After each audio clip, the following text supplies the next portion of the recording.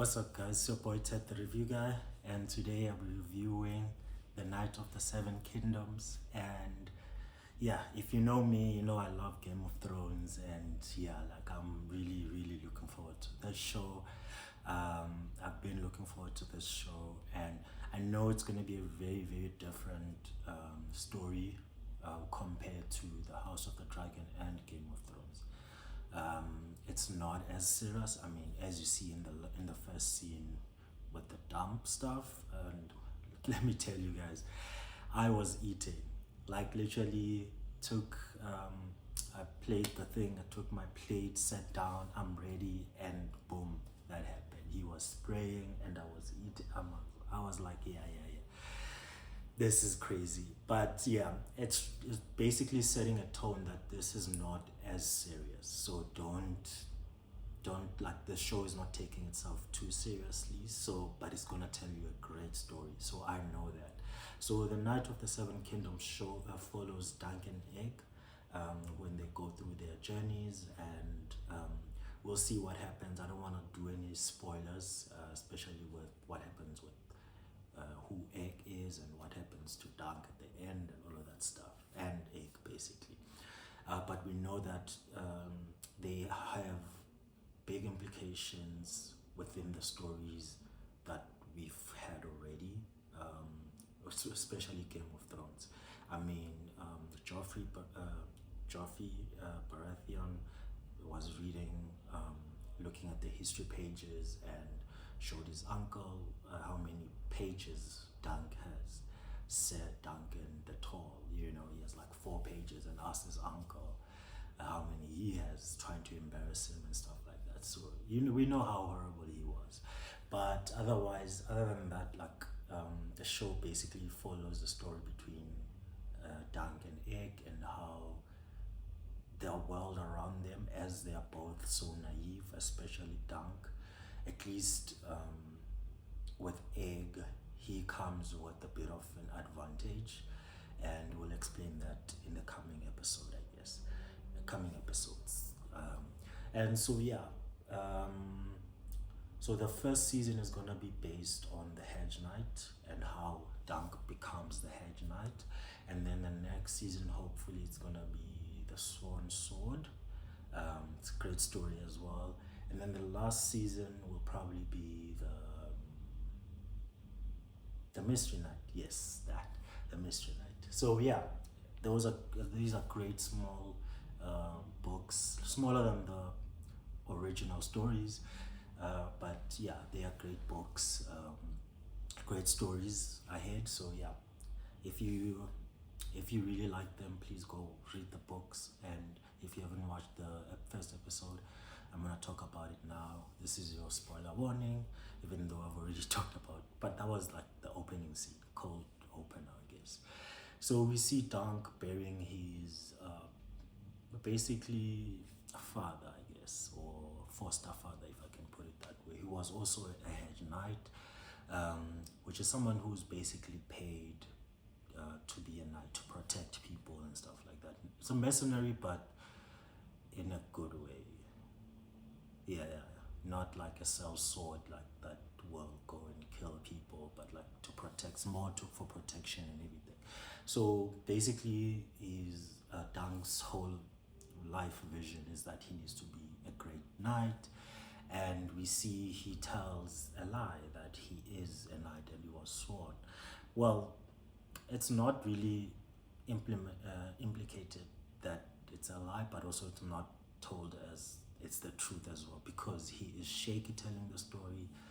It all doesn't make sense. Even when he tells the people that he's presenting himself to, they don't believe him. Especially the first boy he meets, the boy he meets, which is Egg. He's like, you don't look like a knight. And then they have this back and forth. Do all knight look alike? But like, he made up a belt that's a robe, stuff like that, small things like that, and Egg can see through them. And also Egg has his own lie, because he speaks very well. He's like, he doesn't say my lord like a law-born person would. He says my lord, and I really think it was Lannister, Tyrell Lannister, who who basically found Arya. The way she spoke like my lord instead of my lord, because she was also from a noble house, so they taught her how to speak. So these are the things that I like, the connection. It's all connected. It's so cool. It's so cool. And yeah, we see them trying to be Egg is trying to be his squire, but he refuses, and then follows him when he goes to join a tournament. And this tournament, you need a knight to vouch for you, and he meets someone who's out for himself, and their stories will come very big in the long run. This family, is it the Foley's or something? Yeah, Crawleys or Foley's, something like that. Their stories will come in this coming, hopefully before the season ends, will come about. The bad cousin and the good cousin, I guess. Yeah, he meets that guy, and that's the guy who would vouch for him, I guess, and he doesn't vouch for him. And then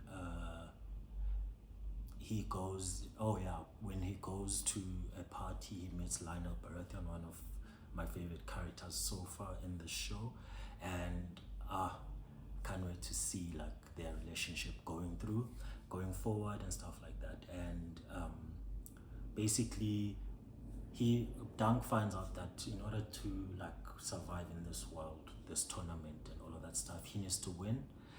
If he loses, he's gonna lose his armor and his horses. So it's gonna be interesting, because if to get them back, you need to buy them. So you make the other knight richer, basically. Even though you keep your stuff, but you make the other knight richer. So if he doesn't win, he's gonna be broke. He's not gonna have food, and he's he's not gonna have a way to travel around and do what he needs to do.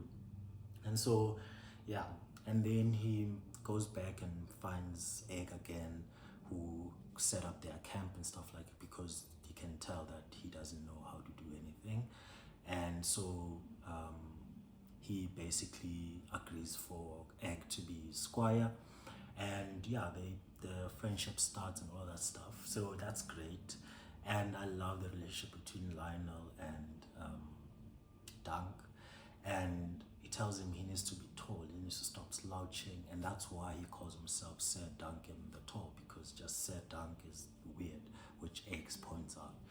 And then I love the naivety of Dunk, and I don't know how well he's gonna survive. I mean, look at the people who were honorable, and what's his name, Stark, how he died when he for being noble and honorable and stuff like that. So this world is not kind to people like that, and we see that with the women that were interacting with Dunk, just mocking him out of no reason, stuff like that. So it's crazy that we're following a character that's so naive in the world that we know that is brutal to people who are like that, So it's gonna be interesting. That's why I'm so interested in this story. I love the underdog story, and this is it right here.